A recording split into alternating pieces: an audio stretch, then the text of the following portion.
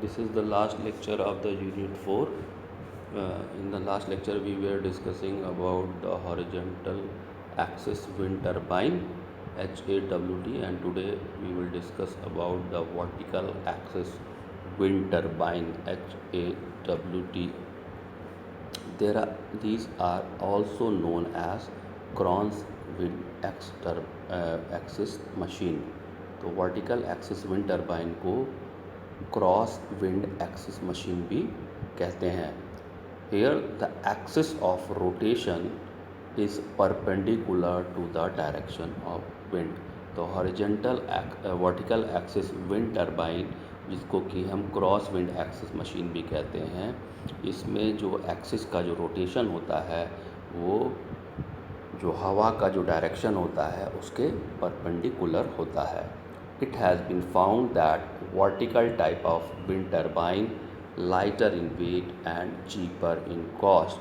जो vertical axis wind turbine होती हैं ये हॉरिजॉन्टल एक्सिस विंड टर्बाइन की तुलना में हल्की होती हैं और सस्ती भी होती हैं.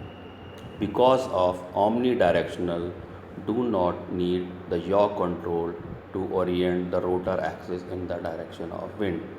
Vertical axis wind turbine capture wind in any direction, therefore tall tower and long blades are not required. ये किसी भी डायरेक्शन से हवा चल रही हो तो ये उसको एक्सेसिबल है, इसीलिए इसमें किसी भी तरीके का या कंट्रोल जो है नहीं यूज़ होता है और लंबे लंबे टावर और बड़े बड़े ब्लेड्स की इसमें ज़रूरत नहीं होती है.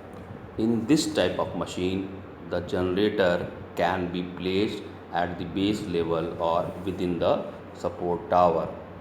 Nacelle is also not required in vertical axis wind turbine. तो चूँकि ये वर्टिकल होती है इसलिए इसमें नैकल की कोई ज़रूरत नहीं होती है और जो जनरेटर होता है वो इसके बेस लेवल पे होता है या सपोर्ट टावर में रखा होता है जनरेटर. तो in vertical axis machine the rotor looks like an upright egg beater. जो रोटर है वो जो अंडा फेंटने की जो मशीन होती है उसकी तरीके से भी दिखता है. ये रोटर अभी हम आगे डिटेल में पढ़ेंगे.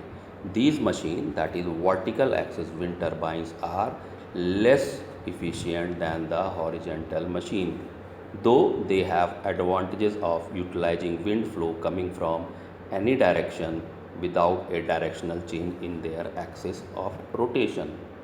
जो है इसकी जो है efficiency horizontal axis wind turbine के से कम होती है, लेकिन इसका जो एडवांटेज है वो ये है कि किसी भी डायरेक्शन से हवा आ रही हो तो उसके लिए कोई हमें special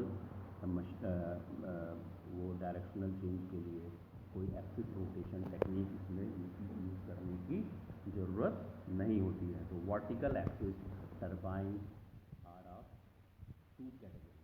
vertical axis turbine fall into two major categories, that is Savonius, second one is Darrieus.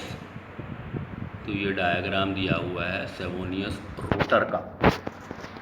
तो सेवेनियस टर्बाइंस और Savonius rotor. The Savonius rotor is S shaped. आप डायग्राम में देख सकते हैं सेवेनियस रोटर का जो ऊपर से टॉप व्यू देखेंगे तो ये एस शेप में दिखाई देगा. This is a track type vertical axis wind turbine, turns relatively slow but yields a high torque. It consists of two S-shaped metal airfoil supported between top and bottom by circular plates. ये ऊपर और नीचे जो है circular plates के दोनों तरफ S shape में मेटल एयरफॉयल होता है. Savonius rotor rotates for air flow in any direction. ये हवा का किसी भी डायरेक्शन से हवा बह रही होगी तो ये रोटेट करेगा. They are self starting, low speed and low efficiency around 15%. Tip speed to wind speed ratio is 1:2. इसका टिप स्पीड से विंड स्पीड रेशियो होता है 1:2. और ये सेल्फ स्टार्टिंग होते हैं और इनकी स्पीड कम होती है, इफ़िशियंसी भी काफ़ी कम होती है, लगभग 15% के आसपास होती है. The main advantage of 7S rotors are: number one, the machine operates at low velocity of wind. जहाँ पे हवा की स्पीड काफ़ी कम होती है वहाँ पर हम इसको यूज़ कर सकते हैं 7S रोटर को. सेकेंड वन इज़ नो या and pitch control is required. Third is the generator can be mounted at ground level. इसमें जनरेटर जो है इसमें नेकल नहीं होता है, तो इसमें जनरेटर जो है ग्राउंड लेवल पर रखा जाता है. तो overall weight is less than the other type of turbine. इसका ओवरऑल वजन भी काफ़ी कम होता है. और fifth one is cost is low. इसकी कॉस्ट भी काफ़ी कम होती है. And the disadvantages of this kind of rotor is that it is not use for tall installation. ये बहुत लंबे इंस्टॉलेशन में नहीं यूज किए जाते हैं. It is useful for grinding grains, pumping water and many other tasks like winnowers, blowers, birds scares etc. तो ये इसके यूजेस हैं. इन चीज़ों में इसका जो यूटिलाइजेशन है वो हम ग्राइंडिंग ग्रेन्स, पानी को पंप करने के लिए, और विनोवर्स, ब्लोवर्स में और बर्ड स्केयर्स में इसको यूटिलाइज करते हैं. Now the Darius turbine. अब इसको आप देख रहे हैं, इसका शेप जैसे एग बीटर जो होता है जिससे हम ऑमलेट बनाते समय अंडे को फेंटते हैं, वो एग बीटर होता है, उसके शेप में ये होता है. तो डैरियस टरबाइंस और Darrieus rotor look like an egg beater. This vertical axis turbine has vertical blades that rotate into and out of the wind using aerodynamics lift. These turbines can capture more energy than drag devices. जैसा कि diagram में देख रहे हैं, ये 3 blades इसमें दिख रहे हैं. तो इस तरीके से ये ब्लेड्स इसमें होते हैं जो हवा के दोनों डायरेक्शन में, सभी डायरेक्शन में से मूव करते हैं. डैरियस रोटर कंसिस्ट ऑफ 2 और 3 कॉन्वेक्स ब्लेड्स. जो ब्लेड हैं ये कॉन्वेक्स शेप में हैं, तो या तो 2 भी हो सकते हैं और ये 3 भी होते हैं. Darius rotor consist of 2 or 3 convex blades with airfoil cross section and can take wind from any direction. तो ये किसी भी डायरेक्शन से जो है हवा को ले सकता है. The blades are mounted on vertical shaft, rotor having symmetrical configuration about the vertical axis. This rotor looks like egg beater. तो ये जो रोटर होता है ये एग बीटर की तरह होता है. इसमें 2 या 3 कॉन्वेक्स शेप के ब्लेड होते हैं और ये हवा किसी भी डायरेक्शन से ले सकता है. The vertical shaft is hollow and mounted on lower bearing and upper bearing. जो वर्टिकल शाफ्ट है वो लोअर बियरिंग और अपर बियरिंग के ऊपर माउंटेड होता है. The upper part of the rotor is supported by guy cables. The force in the blade due to rotation in pure tension, thus blade can be made lighter than in the propeller type. Blade का जो wait होता है वो काफ़ी कम होता है क्योंकि जो फोर्स लगता है ब्लेड में वो pure due to rotation is the blade due to rotation is pure tension. इस वजह से इसका जो वेट होता है वो काफ़ी कम रखा जाता है. एक लास्ट है vertical axis wind turbine with H shape rotor. Vertical axis wind turbine with H shape rotor. तो ये एच के शेप में इसका जो रोटर देख रहे हैं ऊपर बीच में सपोर्ट के साथ ये हिंज लगा हुआ हॉरिजॉन्टल बीम है. इसके दोनों तरफ सर्कुलर ब्लेड है, लेफ़्ट साइड में भी और राइट साइड में. ये टावर है, टावर के ऊपर वर्टिकली ही जनरेटर है, जनरेटर के ऊपर गियर बॉक्स है, गियर बॉक्स के ऊपर हॉरिजॉन्टल बीम है जिसके लेफ़्ट साइड और राइट साइड में 2 सर्कुलर ब्लेड लगे हुए हैं. तो in this type of turbine 2 vertical blades are joined by a horizontal beam to form H shape. तो जो ब्लेड लेफ़्ट साइड में है और राइट साइड में है और बीच में बीम है तो इसका जो शेप है वो एच की तरह दिख रहा है. ठीक है, तो लेफ़्ट साइड और राइट साइड में 2 ब्लेड लगे हुए हैं और बीच में बीम है दैट इज़ हॉरिजेंटल बीम, और फ्रंट व्यू से अगर देखेंगे तो ये हमें किस तरीके से दिख रहा है, एच की तरह दिख रहा है। तो in this type of turbine 2 vertical blades are joined by a horizontal beam to form H shape. The horizontal beam is mounted on the tower with hub at the center of the horizontal beam. तो जो horizontal beam के बीचों बीच में hub जुड़ा रहता है, ठीक है. The H shape rotates around the vertical axis. H rotor and horizontal beam are designed as aerodynamic foil. तो जो H रोटर है और हॉरिजेंटल बीम है वो एरोडायनेमिक फॉयल की तरह डिज़ाइन किया जाता है. अब generator is placed at the upper part of coupled with the rotor through gear system.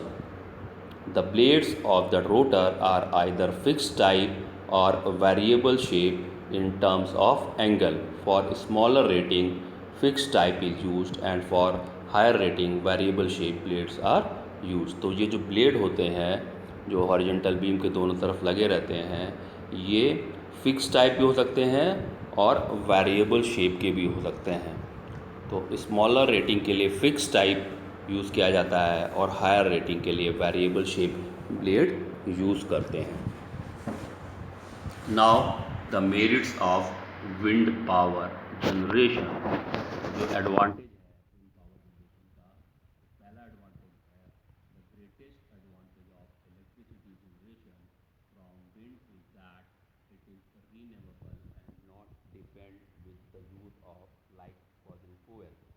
तो जैसा कि हम पहले भी डिस्कस कर चुके हैं, जो विंड एनर्जी है that is renewable energy, it is inexhaustible energy. ये हमें बार बार प्रचुर मात्रा में मिलती रहती है और ये कभी भी समाप्त नहीं होती है लाइक फॉसिल फ्यूल.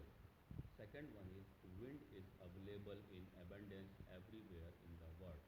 हवा हमें प्रचुर मात्रा में पूरी दुनिया में हर जगह लगभग अवेलेबल है. Third is wind energy generation is eco-friendly and does not pollute the atmosphere, unlike in case of generation from coal, oil, etc.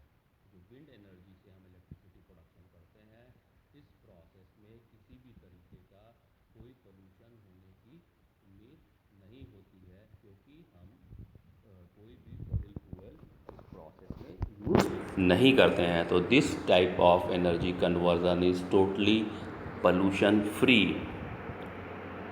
Now the fourth advantage is the cost of installation of wind power plant is comparatively compared to conventional power plant. Since there is no fuel cost and low maintenance cost, the cost of energy produced in long run is almost free.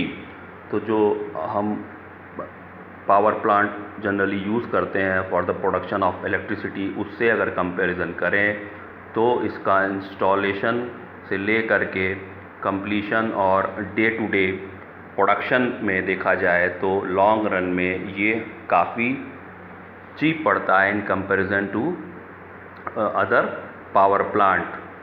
Fifth one is in large portion of the world wind blows for 320 days in a year, and this gives them an advantage over sunlight in direct conversion program.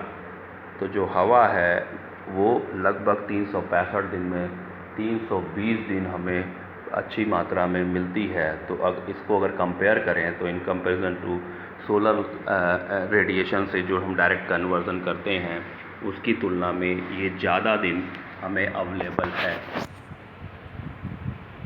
The sixth advantage is villages in remote area, particularly in India, are still in dark, but due to this technology, electricity can be provided in any remote area. अब ऐसा नहीं है, तो maximum जगह पे वैसे बिजली मिल रही है, लेकिन रिमोट एरिया में जहाँ पे बिजली बड़ी मुश्किल से पहुँचती है, ऐसे ग्रामीण इलाकों में हम विंड पावर प्लांट लगा करके इलेक्ट्रिसिटी प्रोड्यूस करके आसानी से उन एरियाज़ में इलेक्ट्रिसिटी पहुंचा सकते हैं. The seventh advantage is wind farms occupies a large land area. It is possible to use this land for other purpose like tourist park, vehicle testing ground etcetera. तो जो विंड फार्म बनाए जाते हैं, wind farm means एक बड़ा सा area लिया जाता है, लैंड ली जाती है जहाँ पे बहुत सारी विंड टरबाइन लगी रहती हैं जिनसे कि इलेक्ट्रिसिटी प्रोडक्शन होता है। तो उस पर्टिकुलर एरिया को, चूँकि बहुत ज़्यादा ज़मीन उस एरिया की पावर प्लांट में यूटिलाइज़ हो रही होती है, तो उन पर हम दूसरे भी बहुत सारे काम कर सकते हैं जो हमारे फ़ायदेमंद हो सकते हैं। इसमें एग्ज़ाम्पल दिया हुआ है लाइक टूरिस्ट पार्क, उस एरिया को हम टूरिस्ट पार्क बना सकते हैं, और व्हीकल टेस्टिंग ग्राउंड, गाड़ियों की टेस्टिंग के लिए भी उस एरिया को यूटिलाइज़ किया जा सकता है। 8th one is wind energy will help in energy conservation of a non renewable sources. Now the demerits, the disadvantages of the wind power generation. The first one is this source of power is non-steady and unreliable. There are wide variation in the speed and direction of wind. तो इसमें क्या है, ये बहुत ही reliable source नहीं है और study भी नहीं है, क्योंकि विंड की स्पीड हमेशा कम ज़्यादा होती रहती है। एक प्रॉपर स्पीड में विंड हमेशा नहीं मिलती है। Second is favourable winds are available only a few geographical location.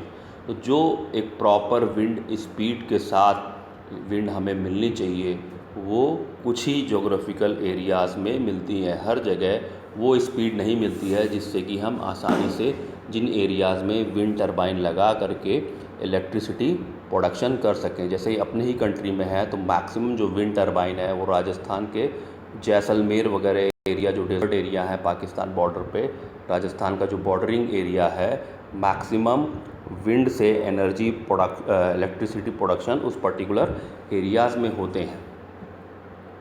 Third is wind farms require flat vacant land and free from forest. तो जो विंड फार्म हमें चाहिए होता है for the wind power plant for the electricity production, उसमें हमें बहुत बड़े एरिया में खाली ज़मीन चाहिए होती है जहाँ पे कि जंगल वगैरह ना हो। Fourth one is wind power is available when ever the wind is available. तो विंड पावर हमें तभी मिल पाएगी जब विंड अवेलेबल हो। तो विंड से अगर हमें इलेक्ट्रिसिटी प्रोडक्शन करना है तो हम इलेक्ट्रिसिटी तभी प्रोड्यूस कर पाएंगे जब हमें हवा अच्छी मात्रा में मिले। जब हवा हमें नहीं मिलेगी तो उस समय इलेक्ट्रिसिटी प्रोडक्शन नहीं हो पाएगा। And the fifth one is there is fluctuation in electric power depending on fluctuating wind speed. चूँकि हम पहले भी डिस्कस कर चुके हैं इसको, विंड की स्पीड हमेशा एक जैसी नहीं होती। कभी विंड की स्पीड ज़्यादा होगी, कभी विंड की स्पीड कमी होगी, कभी कभी तो ऑलमोस्ट नेग्लेजिबल रहेगी। तो इस वजह से जो विंड की स्पीड फ्लक्चुएट करती रहती है तो उसके थ्रू जो हम इलेक्ट्रिसिटी जनरेशन कर रहे हैं, जो पावर जनरेशन कर रहे हैं, वो भी हमारा फ्लक्चुएट करेगा बार बार। The sixth one is most of the wind energy generation system using induction generators and due to frequent and sharp change in wind condition produce various disturbance to the grid system like harmonic flickering voltage and current fluctuation। Most of the wind energy system में जहाँ पे induction generator use करते हैं तो due to frequent and sharp change in wind condition, जो कि बहुत तेज़ी से हवा में के स्पीड में बहुत तेज़ी से हवा के कंडीशन में बदलाव होता है, उसकी वजह से बहुत सारे हमारे डिस्टरबेंसेस ग्रिड में, जो ग्रिड होती है जो ग्रिड जो पावर सप्लाई होती है जो तार के थ्रू, उसको बोलते हैं ग्रिड सिस्टम। तो जो पावर ग्रिड होता है, जो ग्रिड जिसके थ्रू बिजली आती है, उसमें बहुत सारे फेल्योर हो सकते हैं, बहुत सारे डिस्टरबेंसेस हो सकते हैं ग्रिड सिस्टम में, like harmonic flickering voltage and current fluctuation. इस तरीके के बहुत सारे डिस्टरबेंसेस हमारे ग्रिड सिस्टम में आ सकते हैं due to fluctuation in the wind. And the seventh and the last one is the present system are neither maintenance free not practically reliable. तो आज की डेट में जो हम बड़ी बड़ी विंड टरबाइंस यूज़ कर रहे हैं for the production of electricity, तो जो हम विंड पावर प्लांट लगा रहे हैं वो उनकी मेंटेनेंस फ्री नहीं है। किसी भी हालत में उनका मेंटेनेंस काफ़ी करना पड़ता है और प्रैक्टिकली वो बहुत ही रिलायबल सिस्टम नहीं है। Now this is the end of unit 4